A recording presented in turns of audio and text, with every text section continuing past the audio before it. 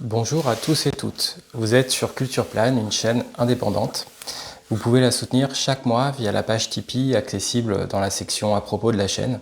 Et j'en parlerai un petit peu plus tard dans la vidéo. Je remercie en tout cas à tous les tipeurs, tipeuses depuis le mois de décembre dernier de soutenir cette chaîne et de lui permettre d'essayer de gagner en autonomie, en indépendance tout simplement. Et aussi parfois du coup en contenu.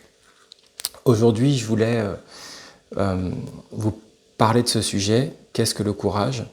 J'en profite pour redire aux nouveaux venus que Culture Plane est une chaîne un peu diverse qui va finalement de shorts variés, dédiés à de la nature, à des choses culturelles, à des vidéos de let's play de jeux vidéo, dont j'aimerais bien arriver à reprendre un petit peu le rythme prochainement. Et c'est peut-être sur cet aspect-là où que j'ai besoin d'essayer de sentir qu'il y a une forme de soutien. Et aussi des vidéos plus réflexives, comme aujourd'hui, où vous pouvez totalement prendre part par les commentaires et partager votre avis. L'idée est vraiment pour moi d'essayer de créer un sentiment de communauté et de faire en sorte que vous ayez le sentiment à la fois que je peux vous apporter 2-3 choses, mais aussi et surtout que des personnes de la communauté puissent vous apporter des choses qui parfois ont eux-mêmes d'ailleurs des chaînes. Ça permet parfois de créer même un cercle vertueux, etc. Donc c'est l'un des buts. Et aujourd'hui, j'avais à la fois envie de vous parler, mais aussi de vous entendre sur cette notion de qu'est-ce que le courage, savoir comment vous ressentiez cette question-là, comment vous vous situiez par rapport à cette question-là. Moi, elle me paraît très importante parce que pour redonner un peu le contexte, j'ai eu récemment, ça a été à ma demande, c'est-à-dire c'est moi qui suis allé chercher, on va dire, ce diagnostic. J'ai eu récemment, à 39 ans, un diagnostic de TSA, donc de trouble du spectre de l'autisme. Donc, je suis autiste, hein, j'ai appelé les numéros officiels, on va dire. Et en fait, c'est la nouvelle appellation, mais en fait, être porteur, je ne sais pas comment dire, d'un TSA, ça veut dire en fait être autiste. Je ne sais pas si on peut dire souffrir d'un TSA, ce ne serait pas vraiment le mot, plutôt porteur. Et en fait, ce que je trouve intéressant dans cette question-là, c'est aussi mon âge. Parce que découvrir à cet âge-là une donnée structurelle sur soi, c'est pas rien. Et en même temps, ma vie a été faite à la fois d'embûches, mais aussi de très nombreux moments où j'ai surmonté justement des épreuves aussi, qui m'ont peut-être au final d'ailleurs permis d'aboutir à cette question du diagnostic. Parce qu'effectivement, pour aboutir à un trajet comme ça, en tout cas dans le paysage qui était le mien, il fallait beaucoup de courage, je crois, parce que déjà parce qu'il y a beaucoup de méconnaissance de l'autisme. Moi-même, je n'étais pas un expert, donc il s'agit déjà de se regarder soi-même, d'avoir le courage de se regarder soi-même, d'avoir une forme de lucidité. Si vous ne le faites pas, vous serez toujours en fait dans un narratif où c'est les autres, mais en même temps avoir aussi le courage de regarder soi-même son environnement et de se dire comme quelqu'un qui au travail, il tous les jours a un environnement qui ne va pas. Alors si tout d'un coup il a cette vocation d'être dans son travail, c'est pas pareil, mais si en plus il l'a pas, c'est de sa responsabilité à un moment donné de se dire je quitte ce travail-là et je vais chercher un autre travail, plutôt que de passer tous les jours à dire c'est la faute à. Donc toutes ces notions-là, je trouve, demandent du courage. Et le premier peut-être, c'est quand même d'avoir cette lucidité, d'essayer de se regarder soi-même, d'avoir cette lucidité de se dire voilà, quelque chose cloche en moi ou quelque chose ne va pas chez moi, quelque chose dysfonctionne, quelque chose me fait de la peine, comment j'essaye d'y résoudre. C'était une notion que je trouvais aussi intéressante de questionner parce qu'on a tous des psychés différentes, moi je peux parler que de la mienne. Mon fonctionnement à moi, comment je vais brasser des souvenirs, comment je vais penser les choses. Encore une fois, on est tous différents, on a tous nos parcours de vie, on a tous nos éventuels traumas. Mais je me demandais s'il n'y avait pas quelque chose qui nous reliait tous, et aussi à partir de quand, à un moment donné, on a vraiment l'impression de faire une action aussi qui donne du courage. Je vous donne cet exemple parce que je crois que certaines personnes, à travers leurs dons dans cette chaîne, ont vraiment eu un effet comme ça. Et de manière diverse, c'est-à-dire qu'il y a eu un jour un don qui a été important, Et je crois que ce don-là, durant ce mois-là, a été un don pour donner du courage. Pour donner du courage à ma chaîne. Je le pense vraiment comme ça. Et je crois qu'il est pensé de cette façon-là. Une sorte de geste qui tout d'un coup donne du courage. Non pas à soi-même, mais à l'autre. C'est même possible d'ailleurs, je pense, que quand on est dans ce genre de geste, qui pense à l'autre, on se retrouve aussi dans un sentiment, conscient ou pas, d'utilité dans un sens. On pourrait penser que le courage, il y a plusieurs notions de courage. Déjà, il y a ce courage qu'on doit porter soi-même, je crois. Ce courage où tout d'un coup, si vous êtes déprimé, il faut déjà porter votre dépression. Il faut déjà avoir cette conviction, cette force pour essayer de sortir de cette difficulté, de cette chose qui est difficile, de cette maladie en fait.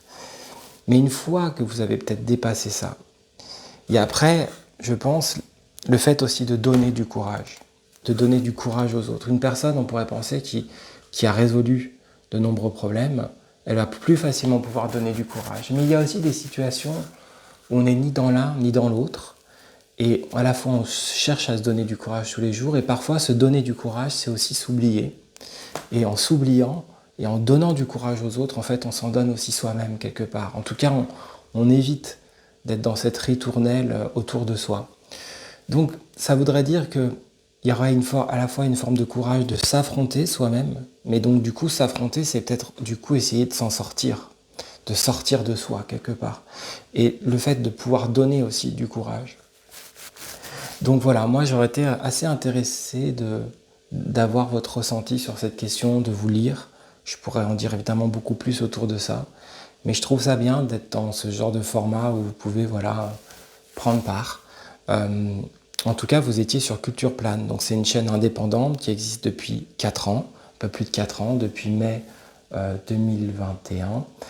Et depuis le mois de décembre 2024, vous pouvez la soutenir donc par la page Tipeee. Pour moi, c'est très important parce que c'est une chaîne en fait qui ne fait pas partie du programme partenaire, qui n'a pas les heures de visionnage nécessaires. Je ne sais pas très bien si elle pourrait en faire partie, je ne sais pas très bien non plus quel en serait l'intérêt, à part peut-être les publicités justement, parce que pour ce qui est des dons, il y a des pourcentages qui sont très élevés, alors que le pourcentage de commission via Tipeee est que de 9%, et ensuite je règle plus de 20% de cotisation sociale à l'URSSAF. Donc en tout cas, voilà, tout ça est bienvenu si vous le souhaitez. De mon côté, les vidéos de jeux vidéo sont importantes pour moi, elles permettent d'établir dans la chaîne un autre monde, peut-être plus silencieux justement, qui alterne comme ça entre des envies différentes, des parts de moi différentes et des parts peut-être des partages aussi différents, aussi quelque part des gestes envers vous peut-être différents. Donc voilà, aujourd'hui le sujet est en tout cas celui-ci. Je vous invite tous et toutes à y participer si vous le voulez. Il y avait aussi 2 vidéos récentes sur à la fois un tout petit peu, mais ça j'en parlerai peut-être un jour plus tard, tout petit peu la question de l'autisme, mais presque pas. Et une autre vidéo qui suivait sur la question de la puissance positive, où je vous interrogeais au fond sur votre fonctionnement par rapport à ça. Et on pourrait penser que ça se relie à la notion de courage, c'est-à-dire trouver en soi des puissances positives chaque jour. On en revient encore une fois, souvent j'en parle, à au très très beau film de Wim Wenders, Perfect Days, qui parle au fond un peu de tout ça et aussi de la fragilité de tout ça. Comment faire dans une vie, dans nos vies, quand à la fois on essaie de retrouver des refuges, des espaces, une place, un sentiment de communauté, et quand on a parfois nos passés, et plus le temps passe, plus on a nos passés. Moi j'en ai 39, mais au fond on se rend compte que, moi je me suis rendu compte que, au fond, même quand on est très jeune, surtout si on a vécu des choses pas toujours simples ou souffrantes dans l'enfance par exemple, ou l'adolescence, au fond on est toujours dans ce geste où consciemment ou pas, on écarte et on essaye comme ça d'être dans ce présent. Aujourd'hui peut-être ma conviction c'est que ce n'est pas que les choses nous rattrapent forcément, mais que affronter quand même, avoir cette lucidité. Moi, par exemple, mon diagnostic m'a quand même apporté ça, c'est-à-dire qu'à un moment donné, le fait d'avoir eu le courage, Après, est-ce que ça en est un? J'étais aussi dans un moment de rupture, je veux dire presque de rupture psychique. Mais il fallait quand même avoir le courage de faire ça, surtout que les paramètres environnementaux, même médicaux, n'allaient pas dans ce sens-là. Il fallait vraiment, euh, même auprès de mon psy, par exemple, ça n'allait pas. Les gens ne sont pas toujours formés à la question, par exemple, de l'autisme.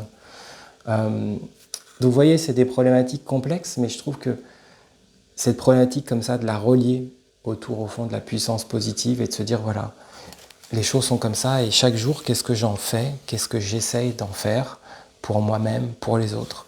Je trouve que c'est une question extrêmement intéressante et qui peut être présente au fond toute sa vie. Je pense qu'il y a d'ailleurs il y a des temps différents. Moi, le temps que j'avais à 20 ans, c'était vraiment un temps où je pense que tout d'un coup, il fallait être dans beaucoup d'espérance. C'était très important pour moi. Et après, je me suis pris aussi en face la réalité et qu'il y a eu une sorte de mélange entre de très grandes espérances et puis tout d'un coup une réalité, alors que j'étais très jeune, qui était assez dure, pragmatique. Et au fond, j'étais toujours autiste, quoi, mais je ne le savais pas. Et je me découvrais, au fond, j'ai découvert mon autisme au fur et à mesure des années. Et d'ailleurs, un de mes amis récemment me disait que, par exemple, il y a presque 10 ans, et voilà, il évoquait le fait que j'en parlais. Je pouvais en parler, mais comme ça, légèrement. Donc on sent bien qu'il y a quelque chose, il y a une différence, il y a quelque chose. Au fond, ce mot-là est une manière aussi de parler d'une différence, surtout. C'est ça, je crois. Mais on n'est pas obligé de le faire. Vous voyez, moi, je pense que David Lynch était quelqu'un d'assez différent. Et à moins qu'on ne le sache pas, d'ailleurs, c'est possible qu'on ne le sache pas, mais a priori, il n'y a pas eu de diagnostic.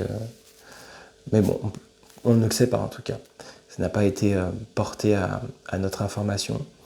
Mais pour moi, le plus important est vraiment cette question de comment se positionner par rapport à ce présent, à cette puissance positive, comment trouver le courage de parfois de changer sa vie, de continuer sa vie, de la continuer, de l'avancer quand il y a eu par exemple des dépressions très fortes, des choses qui nous ramènent sans cesse à notre passé, des choses qui nous encombrent. Voilà, il peut y avoir parfois aussi des dynamiques de l'oubli. J'écoutais l'écrivain Sylvain Tesson qui disait, on lui disait mais comment vous avez fait après ce grave accident? Il a dit moi j'ai oublié. Ce qui lui a permis de s'en sortir, c'est d'oublier. Cette question-là peut aussi à un moment donné être extrêmement importante, c'est-à-dire l'oubli comme manière de vivre, quoi, parce qu'il n'y a pas de choix et que les problématiques sont trop difficiles. En tout cas, je trouve que cette notion peut-être de se dire que chaque jour, quelque chose est possible, que chaque jour, quelque chose démarre, si tant est qu'on arrive aussi à considérer l'existence, pas que comme des strates. Moi, quand j'étais très jeune, je n'aimais pas trop voir par exemple mon grand-père comme quelqu'un de très âgé. J'aimais bien le voir comme un être humain, par exemple. Et je trouve qu'au fond, peut-être que cette question aussi temporelle de pouvoir se dire, on pourrait penser que quelqu'un, par exemple, qui aurait 55 ans, qui aurait été fracassé un peu par la vie, s'il est tout le temps en train de mélanger tous ces temps, il s'en sort jamais.